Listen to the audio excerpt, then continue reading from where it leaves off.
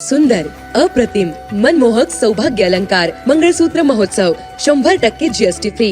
मयूर अलंकार, सराफ बाजार आणि गंगापूर रोड, नाशिक. ताज्या बातम्यांसाठी नाशिक न्यूजच्या YouTube चॅनलला सबस्क्राईब करा आणि बेल आयकॉनला प्रेस करा.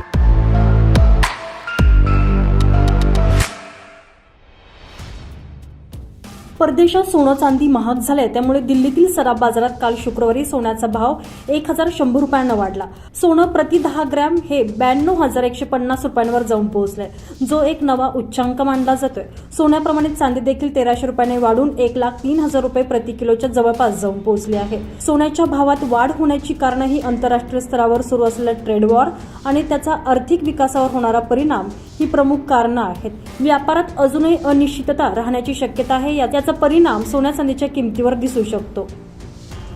दिल्लीच्या सराफ बाजारात सोन्याच्या भावात मोठी वाढ झाली आहे. शुक्रवारी सोनं 1100 रुपये प्रति 10 ग्रॅम महाग झालं. आता 10 ग्रॅम सोन्याची किंमत 92,150 रुपये इतकी झाली आहे. हा सोन्याचा आतापर्यंतचा उच्चांक आहे.